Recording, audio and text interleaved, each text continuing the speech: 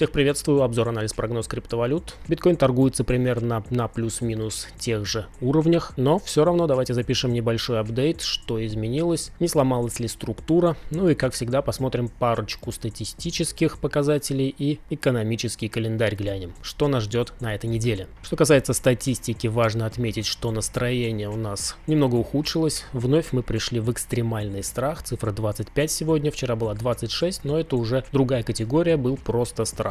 Никак мы не можем подняться хотя бы в нейтральную зону. Объемы торгов очень сильно упали. В топе, как всегда, биткоин, эфириум и стейблкоины. Ну а все остальные монеты торгуются менее чем на 1 миллиард долларов в сутки. Экономический календарь на неделю. Каждый день есть какое-то важное событие. Сегодня краткосрочный прогноз ситуации на рынках энергоносителей в 20:00 по Москве. Завтра в 18:30 запасы сырой нефти. В четверг в 16:30 будет информация по числу первичных заявок на получение пособий по безработице. И в пятницу 9 декабря в 16:30 по Москве индекс цен производителей. В это время может быть повышенная волатильность, когда данные будут выходить. Также хочу порекомендовать вам отличную криптобиржу BinX. У нее сингапурская юрисдикция и нет обязательного прохождения KYC, то есть не нужно подтверждать свою личность документами, что особенно важно для трейдеров из России и Беларуси. Санкции там вас не достанут. Кроме спотовой и фьючерсной торговли криптовалютами с плечом до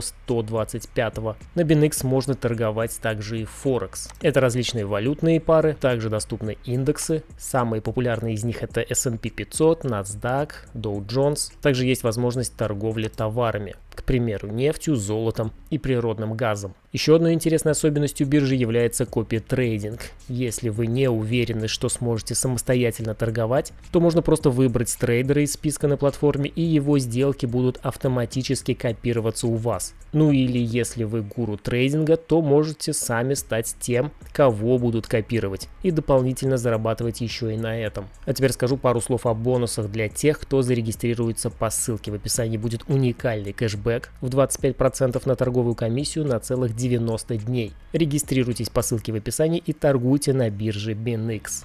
Давно не смотрели резервы биткоинов на всех биржах. Было большое падение показателей, это когда скоманулась биржа FTX. После этого возобновился ввод биткоинов на бирже, и показатель находится в стабильном состоянии. Особо никаких потрясений нет. Ни больших выводов, ни больших вводов на бирже биткоина обратно. Хэшрейт после коррекции снова отскакивает наверх. Исторических максимумов мы еще не достигли, однако радует, что пока сильного прям такого обвального падения нет. Но стоит учесть, что тенденция нисходящая. Со сложностью майнинга пока не все так хорошо.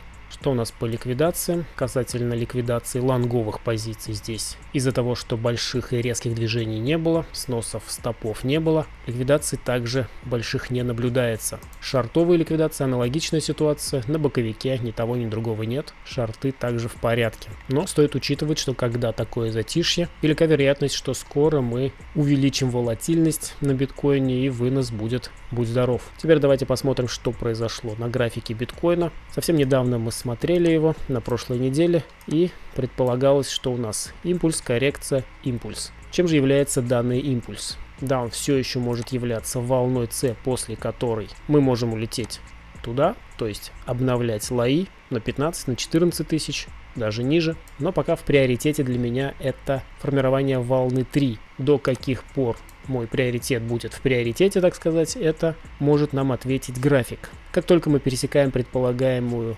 вершину волны 1 или А, стоит уже задуматься о продолжении формирования данной структуры. Структура может быть изменена. Где же у нас этот пик?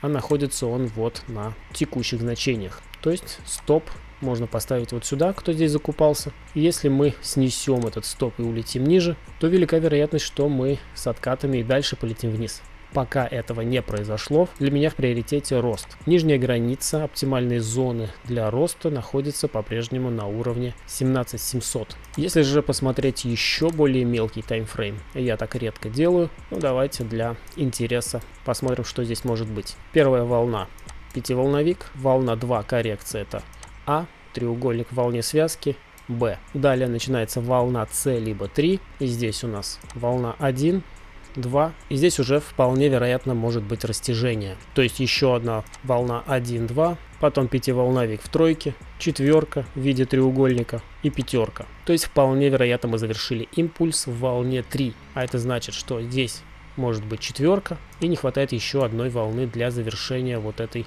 тройки размеченной структуры, вот этой голубой. Посмотрим локальное движение еще ближе. Давайте глянем 5 минут. Что мы видим здесь? Нисходящее движение. Очень похоже на импульс. 1, 2, 3, 4, 5. Тройка, коррекция. Еще одна тройка. И дальше можно предположить два варианта. Либо будем закручиваться в треугольник с выходом вниз, либо 3 волны наверх и также выход вниз. Для меня сейчас в приоритете на 5-минутном таймфрейме, на очень маленьком таймфрейме, на котором я практически никогда не торгую, коррекционное движение, которое может еще сходить пониже, пробив вот этот локальный лой на 16800, завершив коррекцию в четверке и начав рост в пятерке. То есть давайте на часовике здесь отмечу, что я ожидаю здесь. Еще одно снижение и рост до отмеченной зоны. Либо заброс наверх, снижение и рост для того, чтобы отрисовать еще пятую волну. Вот такой сценарий я ожидаю на часовике. Ну а дальше уже развилка. Волна С здесь также может все еще отработать. То есть как она может отработать? Улететь на обновление вот этих вот лоев. В последующих видосах, естественно, посмотрим эту разволновку еще не раз и обновим, основываясь на полученном движении. Теперь посмотрим эфириум. В принципе, здесь аналогичная ситуация. Расчетную зону оптимальной мы еще не достигли. Она у нас находится на 1330 примерно. Ну и тот самый уровень, который вот этот я отрисовал на биткоине. Предполагаемый пик волны 1. На эфириуме он находится вот здесь. То есть, в принципе, стопы можно на этот уровень ставить. Ну, там смотрите по фракталам, кто на какой бирже торгует. А так в приоритете пока по-прежнему это дорисовка волны 3. До тех пор, пока мы не отменили импульсную структуру, для меня она в приоритете. Давайте глянем еще индекс доллара. Его мы смотрели на дневке. И здесь предполагался вот такой сценарий. То есть смотрели мы его где-то здесь. Пробой этой скользящей средней 200 на дневке. Тест и дальше вниз. Отбоя не случилось. Поэтому в приоритете вот этот вариант. И пока он неплохо идет. Как раз таки мы пробили. Сейчас тестируем. И с большей вероятностью пойдем вниз. Поэтому здесь я рисунок оставляю. Посмотрим, как он отработает. По идее, хотя зачем оставлять, давай уберу. И нарисуем, что сейчас я ожидаю. То есть тест уже, в принципе, мог произойти. И сейчас вполне вероятно снижение. Это в приоритете здесь для меня. Смотрим на S&P 500 теперь. Здесь ситуация немного другая. Пробой, да, состоялся, а вот тест, так сказать, не прошел.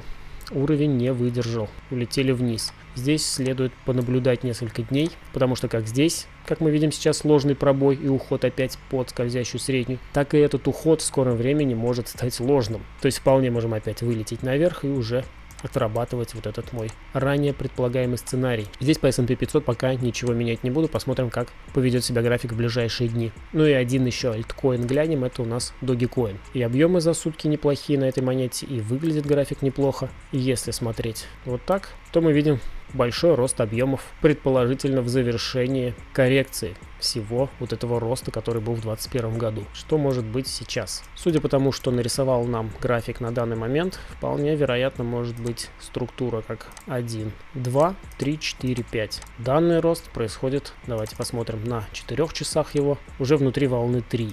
Догикоины любят пампиться на различных новостях и вбросах. Также есть неплохой вброс сейчас от Илона Маска, что якобы Dogecoin может быть внедрен в платежную систему Твиттера в качестве донатов, либо подписок каких-то. Поэтому инфоповодов еще может быть предостаточно. Сейчас для меня просматривается вот такая структура, как 1, 2, 3, 4 и 5 в тройке. Давайте перекрашу один цвет, поменяю на желтый.